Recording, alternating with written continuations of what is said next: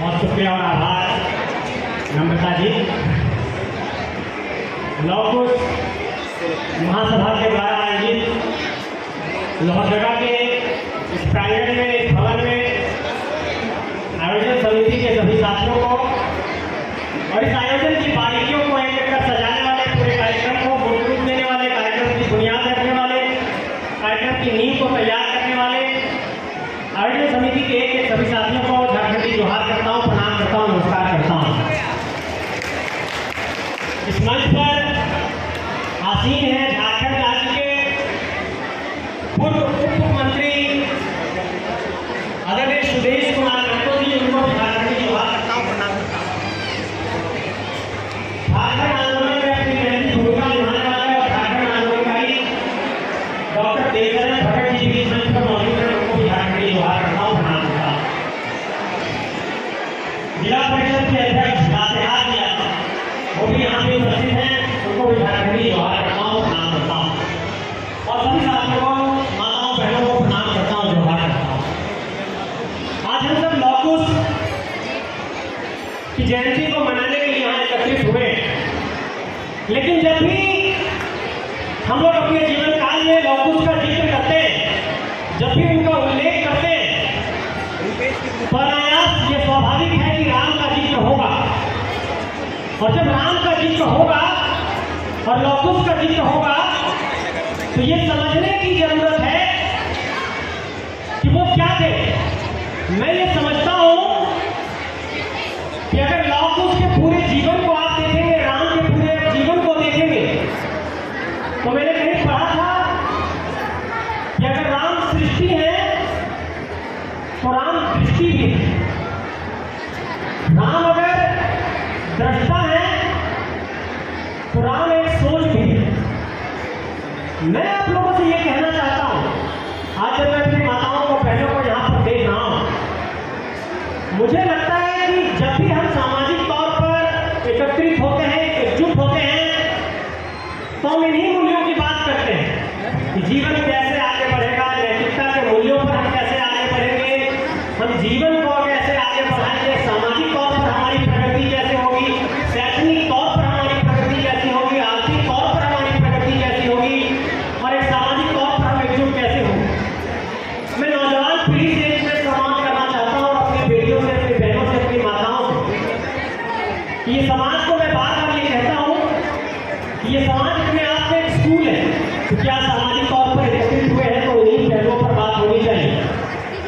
कई लोगों को, नौजवान पीढ़ी को, जब बचपन में हम भी 10वीं में थे या 8वीं में थे तो लगता था कि ऐसे जो सामाजिक कार्यक्रम का आयोजन है यूं ही हो जाता होगा, लोग खड़े लेके होंगे। लेकिन जब बड़ा हुआ, राजनीतिक सामाजिक समझ बढ़ी तो लगा नहीं, इसके पीछे काफी मेहनत है। आज एक पीढ़ी के नौजवानों ने यहाँ पर एक मंच तैयार किया और यहाँ से अपने बेटियों को एक स्टेज दिया, एक मंच दिया, और आज जब उनको मंच मिला तो वो अपने आप को अभिव्यक्त कर पा रहे हैं।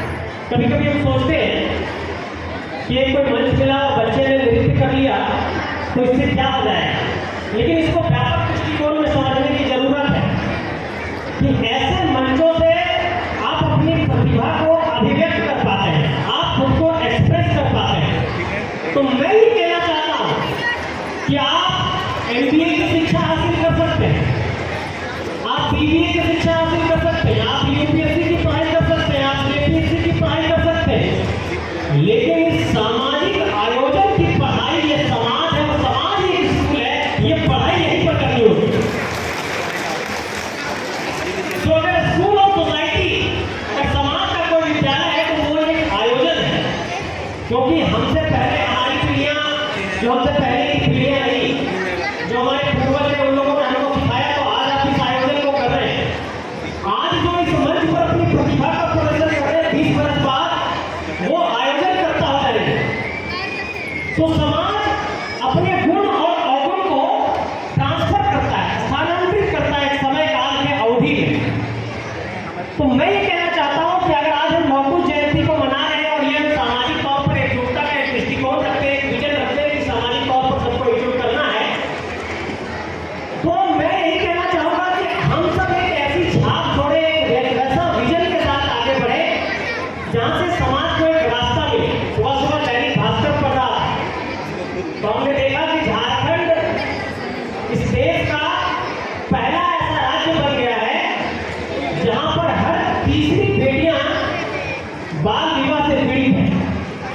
और मुझे लगता है कि थोड़ा बहुत हम लोगों के भी समाज में ये समस्या है।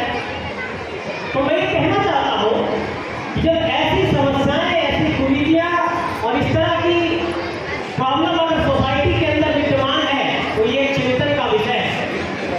कई बार हम लोग सिर्फ राजनीतिक प्रतिनिधित्व के तौर पर ही पहलुओं का चिंतन करते हैं, मूल्यांकन करते हैं और सोचते हैं कि राजनीतिक तौर पर हमारी दावेदारी या हमारा प्रतिनिधित्व कितना है, उसके आधार पर हम अपना आकलन कर लेते हैं।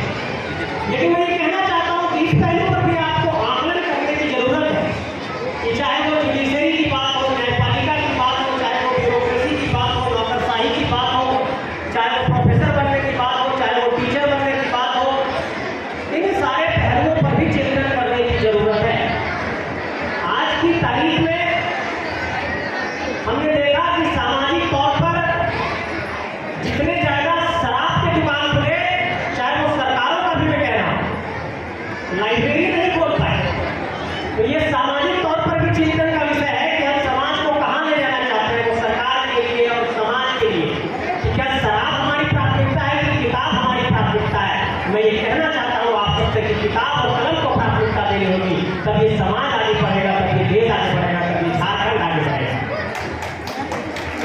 मैं जानता हूँ समय कम है और मैं बहुत कम शब्दों में अपनी बातों को समाप्त करूंगा। पसंद में यही कहना चाहता हूँ अपनी बेटियों से, बहुत संख्या है बहनों से, माताओं से, कि कभी किसी से तुलनात्मक तौर पर अपने आप को मत आंकिए। इस राष्ट्र की प्रथम महिला एक राष्ट्रपति उड़ीसा के साधारण से गांव से निकल करके इस देश की राष्ट्रपति बनती है।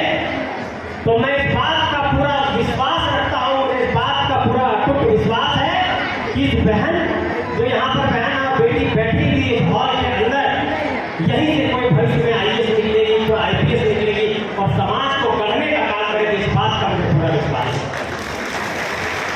और मुझे लगता है कि समाज भी इस दृष्टिकोण में अपनी बेटियों का पेट थपथपाएगा। माताओं से एक बात कहना, माता लोग आप लोगों को सिर्फ एक बात कहना चाहता हूँ, आज राजनीतिक मंच नहीं है कि जब कोई बेटी कलम और कॉपी लेकर के स्कूल और कॉलेज के लिए निकले तो उसको कहना कि जाओ बेटी, तुम्हारा पीठ थपथपा रहे हैं, दुनिया को जीत कर आना, पूरा आसमान तुम्हारे लिए खुला हुआ है, इस दुनिया की सबसे अनमोल रत्न तुम हो, तुम्हारी किसी से कोई तुलना नहीं हो सकती। हर बेटी और बहन अतुलनीय है, इस बात को आप सबसे कहना चाहता हूँ।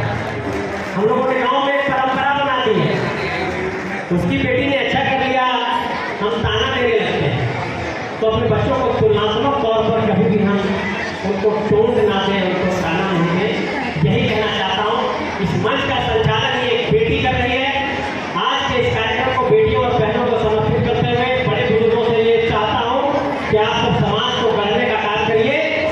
और हमारे बीच एक गार्जियन के तौर पर आदरणीय सुरेश कुमार महतो जी मौजूद हैं, जिन्होंने राज्य में शिक्षा की अलग जगाई है। खेल के क्षेत्र में उन्होंने झारखंड के अंदर बड़ा उदाहरण प्रस्तुत किया है। अपने क्षेत्र विधानसभा दिल्ली में उन्होंने कोटा के शिक्षकों से वहाँ के बच्चियों को शिक्षा दिलाई। एक बच्ची मधुमिता कुमारी जाकर के खेलों में अपना नाम रोशन की और वो बाद में जाकर के प्रधानमंत्री से प्राइज लेकर गई। उनके द्वारा चलाया जा रहा तीरंदाजी अकादमी को राष्ट्रीय पुरस्कार मिला। मैं ये उदाहरण इसलिए दे रहा हूँ, बेटियों के प्रति एक सोच को लेकर के अगर किसी ने वोट दिया है तो उसके जीवन उदाहरण हमारे समक्ष मौजूद है। तो मैं चाहूँगा कि उनका भी मार्गदर्शन आज इस कार्यक्रम में हम सबको मिले और हम सब आगे आकर समाज को नेतृत्व प्रदान करें और समाज को बढ़ाने में अपना योगदान दें। बहुत बहुत शुक्रिया, धन्यवाद, सबको मेरा प्रणाम।